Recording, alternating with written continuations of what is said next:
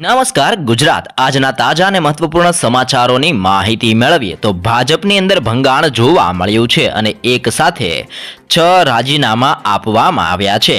સુરેન્દ્રનગરની અંદર વઢવાણની અંદર વડાપ્રધાન નરેન્દ્ર મોદી જનસભા કરવાના છે।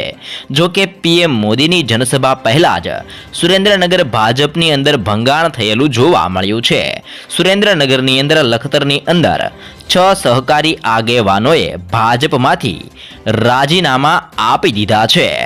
લખતર માર્કેટિંગ યાર્ડના ડાયરેક્ટર કલ્પરાજસિંહ રાણા અને ભૂપેન્દ્રસિંહ રાણા લખતર માર્કેટિંગ યાર્ડના ભાજપ મેન્ટેડ ઉપરથી વેપારી પેનલમાંથી બિનહરીફ ચૂંટાયેલા પાર્થરાજસિંહ ઝાલા લખતર માર્કેટિંગ યાર્ડના પૂર્વ ચેરમેન હિતેન્દ્રસિંહ ઝાલા અને જિલ્લા પંચાયતના પૂર્વ સદસ્ય ભૂપતસિંહ રાણાએ પણ ભાજપમાંથી રાજીનામું આપતા ભાજપની અંદર ભારે ભંગાણ જોવા મળ્યું છે અને એક સાથે 6 રાજીનામા આપવાના કારણે ભાજપની અંદર પણ મોટો ઝટકો અને મોટો ફટકો પડેલો જોવા મળ્યો છે।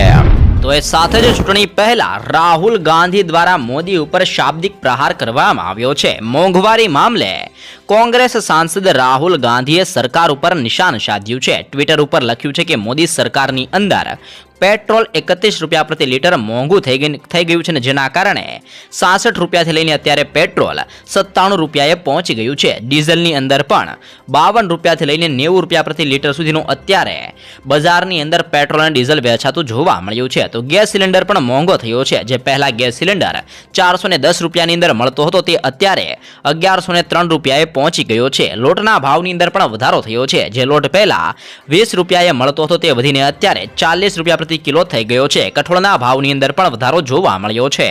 જેમાં કઠોળ પહેલા 80 રૂપિયા મળતું હતું તે અત્યારે 210 રૂપિયા પ્રતિ કિલોએ મળી રહ્યું છે। સાથે જ દૂધના ભાવની અંદર પણ ધરખમ વધારો જોવા મળ્યો છે। દૂધ જે પહેલા 30 રૂપિયા મળતું હતું તે અત્યારે 66 રૂપિયા પ્રતિ લીટર થઈ ગયું છે। લોકોને મોદી સરકાર મોંઘી પડી છે જેવું પણ નિવેદન રાહુલ ગાંધી દ્વારા આપવામાં આવી રહેલું છે। ચૂંટણી નજીક આવતા મોટીને મહત્વપૂર્ણ જાહેરાત કરવામાં આવી છે। બીજેપીના રાષ્ટ્રીય અધ્યક્ષ જેપી નડ્ડાએ અરુણાચલ પ્રદેશ વિધાનસભા ચૂંટણી 2024 માટે પાર્ટીના મેનિફેસ્ટો બહાર પાડ્યા છે। જાહેરનામાની અંદર સરકારી અને બિનસરકારી ક્ષેત્રોની અંદર યુવાનો અને મહિલાઓ માટે 25,000 નોકરીઓ અને 400 રૂપિયામાં એલપીજી ગેસ સિલિન્ડરનું વચન આપવામાં આવ્યું છે। જેપી નડ્ડાએ કહ્યું છે કે જો રાજ્યની અંદર તેમની સરકાર બનશે તો પાર્ટી ડીડીએચ મોડેલ ઉપર કામ કરશે જે વિકાસ અને પરિવર્તન અને સંવાદિતાનું પ્રતીક થશે। સાથે જ 25,000 નોકરીઓ આપવાની અને 400 રૂપિયાની અંદર એલપીજી ગેસ સિલિન્ડર આપવાની પણ મોટી જાહેરાત કરવામાં આવી છે। ઉનાળાની શરૂઆતની સાથે જ ગુજરાતની અંદર લીંબુના ભાવની અંદર વધારો જોવા મળ્યો છે। ગરમીનો પારો તો વધી જ રહ્યો છે પરંતુ તેની સાથે સાથે લીંબુના ભાવ પણ હવે આસમાને પહોંચતા જોવા મળ્યા છે। ગરમી શરૂ થવાની સાથે જ છૂટક બજારની અંદર લીંબુના ભાવ 5 ગણા વધી ગયા છે અને રૂપિયા 200 થી લઈને 220 પ્રતિ કિલો પર અત્યારે ભાવ ચાલી રહ્યો છે। થોડા સમય પહેલા જ હોલસેલની અંદર રૂપિયા 40 પ્રતિ કિલો અને રિટેલની અંદર 80 રૂપિયાથી લઈને 100 રૂપિયા પ્રતિ કિલોએ લીંબુ વેચાઈ રહ્યા હતા અને લીલા શાકભાજીના આવક વધતા 5 થી 30 રૂપિયાનો ઘટાડો જોવા મળ્યો છે। જે સામાન્ય લોકો માટે રાહતના સમાચાર કહી શકાય છે પરંતુ લીંબુના ભાવની અંદર ધરખમ વધારો જોવા મળ્યો છે અને અત્યારે લીંબુનો ભાવ 200 રૂપિયાથી લઈને 220 રૂપિયા પ્રતિ કિલોના ભાવે લીંબુ બજારની અંદર વહેંચાતા જોવા મળ્યા છે। તો એ ઉપરાંત બટાકાના ભાવની અંદર પણ વધારો જોવા મળ્યો છે। દરેક ઘરની અંદર સામાન્ય રીતે જોવા મળતા બટાકાના ભાવની અંદર વધારો થતા ગૃહિણીઓની અંદર ચિંતા વધી ગઈ છે। જથ્થાબંધ બજારની અંદર બટેકા રૂપિયા 30 કિલોએ અને છૂટક બજારની અંદર 40 રૂપિયા પ્રતિ કિલોએ બટાકા પહોંચી ગયા છે। વેપારીઓના મતે આ સિઝનની અંદર બટાકાની આવક ખૂબ જ ઓછા પ્રમાણની અંદર થઈ હોવાથી ભાવ વધારો જોવા મળ્યો છે અને તાજેતરની અંદર જ ડુંગળી અને લસણના ભાવ વધવાથી પણ સામાન્ય લોકો ઉપર ગંભીર અસર જોવા મળી રહી છે। ચૂંટણી પહેલા કોંગ્રેસ દ્વારા મોટો દાવ રમવામાં આવ્યો છે. કોંગ્રેસે આજે 30 લાખ ભરતીનું કેલેન્ડર જાહેર કર્યું છે અને જેમાં જણાવવામાં આવ્યું છે કે કોંગ્રેસની આગેવાની હેઠળની સરકાર બન્યાની સાથે જ પહેલા 6 મહિનાની અંદર દેશભરની અંદર 30 લાખ ભરતી કરવામાં આવશે. તેની મંજૂરી પહેલી કેબિનેટ બેઠકની અંદર આપવામાં આવશે અને આ 30 લાખ નોકરીઓ માટે રજીસ્ટ્રેશન મફત હશે. યુપીના અમરાહોની અંદર ચૂંટણી રેલીની અંદર સંબોધિત કરતા દરમિયાન રાહુલ ગાંધી દ્વારા આ મોટી જાહેરાત કરવામાં આવી છે. જો કોંગ્રેસની સરકાર બનશે તો 30 લાખ યુવાનોને રોજગાર મળશે અને 30 લાખ ભરતીનું કેલેન્ડર પણ છે કોંગ્રેસ દ્વારા જાહેર કરવામાં આવી રહ્યું છે. મોબાઈલ રિચાર્જ થશે હવે મોંઘા. એન્ટિક સ્ટોક બ્રોકિંગના રિપોર્ટ અનુસાર ટેલિકોમ કંપનીઓ ટેરિફ પ્લાનની કિંમતની અંદર 15 થી 17% વધારો કરવા જઈ રહી છે. કહેવામાં આવી રહ્યું છે કે વીઆઈ, એરટેલ અને જીઓ જેવી કંપનીઓ તેમના રોકાણના પ્રમાણની અંદર ઓછી કમાણી કરી રહી છે અને આ નુકસાનની ભરપાઈ કરવા માટે જૂનથી જુલાઈ દરમિયાન રિચાર્જ પ્લાન મોંઘા થઈ શકે છે.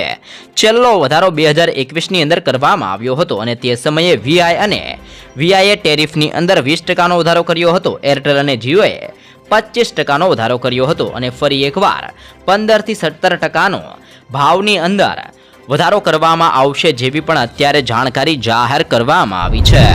ત્યારબાદના સમાચારમાં નજર કરીએ તો કાર્યાલયના ઉદ્ઘાટનની અંદર કરવામાં આવ્યો છે વિરોધ. ભાવનગર મહુવા જેસર હાઈવે ઉપર ભાજપના કાર્યાલયના ઉદ્ઘાટન દરમિયાન 100 થી વધારે ક્ષત્રિય સમાજના યુવાનોએ વિરોધ કર્યો હતો.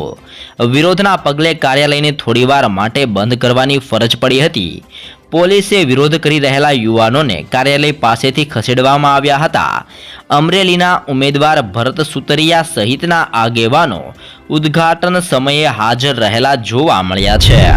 તો એ સાથે જ હીટવેવ અંગે પણ મોટી આગાહી કરવામાં આવી છે.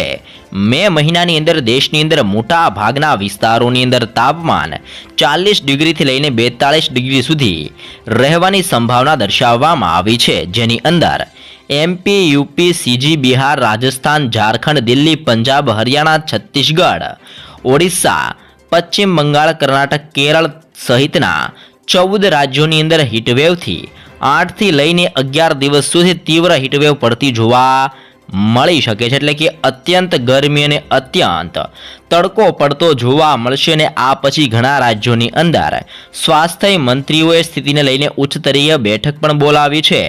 વધતા જતા તાપમાનને જોતા આરોગ્ય વિભાગે લોકોને સાવચેત રહેવા માટે પણ કહેવામાં આવ્યું છે અને ટેમ્પરેચર 40 ડિગ્રીથી લઈને 42 ડિગ્રી સુધી પણ જોવા મળે જેવી પણ હીટવેવને લઈને મોટી આગાહી દર્શાવવામાં આવી છે. ત્યારબાદના મહત્વપૂર્ણ સમાચારની અંદર આગળ વધીએ તો ચૂંટણી પહેલા સરકાર દ્વારા પણ મોટો નિર્ણય લેવામાં આવેલો છે. ખેડૂતો અને સામાન્ય જનતાને રાહત આપવા માટે સરકારે નિર્ણય લીધો છે.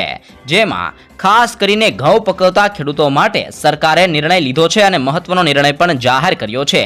આ નિર્ણય અંતર્ગત હવે ખેડૂતોને હવે એમએસપીના નાણાં માત્ર 48 કલાકની અંદર જ ચૂકવી દેવામાં આવશે. અગાઉ ખેડૂતોએ આ નાણાં મેળવવા માટે લાંબી રાહ જોવી પડતી હતી અને જેના કારણે ખેડૂતોને ભારે હાલાકીનો સામનો પણ કરવો પડતો હતો. જોકે લોકસભાની ચૂંટણી પહેલા જ સરકારે ખેડૂતોની સામે જોયું છે અને સરકારે આખરે ખેડૂતોની સમસ્યાનું સમાધાન પણ કર્યું છે અને હવે એમએસપીના જે પણ નાણાં હશે જે ખેડૂતોના ખાતાની અંદર 48 કલાકની અંદર જ ટ્રાન્સફર કરી દેવામાં આવશે જેવો પણ મહત્વપૂર્ણ નિર્ણય ખેડૂતો માટે સરકાર દ્વારા લેવામાં આવી રહેલો છે.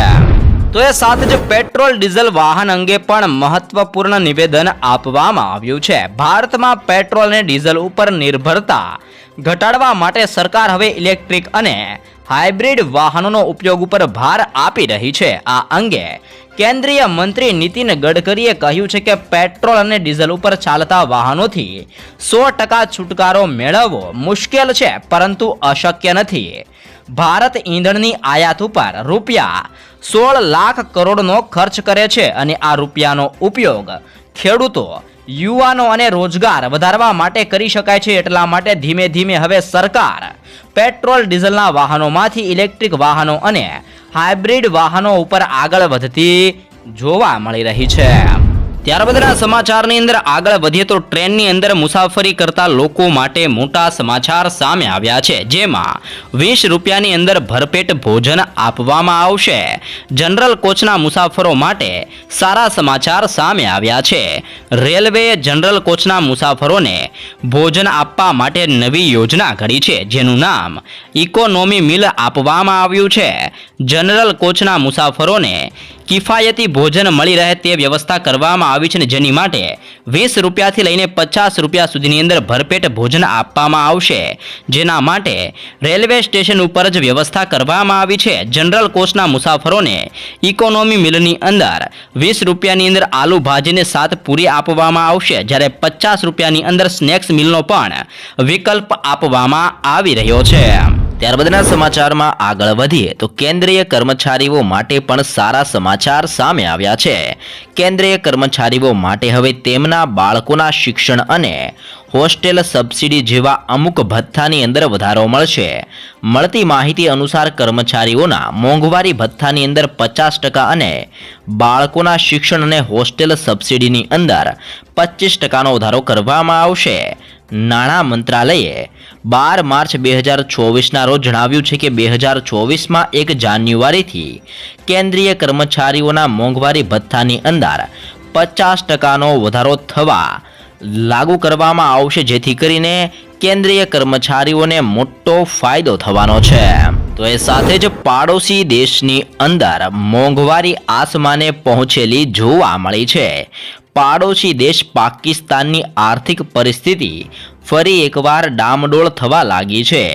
જીવન જરૂરિયાતની ચીજવસ્તુઓના ભાવ આસમાને પહોંચેલા જોવા મળ્યા છે. ખાસ કરીને ખાદ્ય વસ્તુઓ મોંઘી બની છે. 1 કિલો લોટની કિંમત 800 રૂપિયાએ પહોંચી ગઈ છે, જે થોડા સમય પહેલાં જ 230 રૂપિયાએ ચાલી રહી હતી.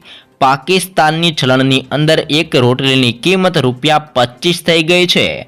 રોજનું કમાઈને ખાતા લોકોની હાલત દયનીય સ્થિતિ ઉપર પહોંચેલી જોવા મળી છે, અને દિવસે ને દિવસે મોંઘવારી પાકિસ્તાનની અંદર ખૂબ જ તીવ્રતાથી આગળ વધતી અને આસમાને પહોંચતી જોવા મળી છે.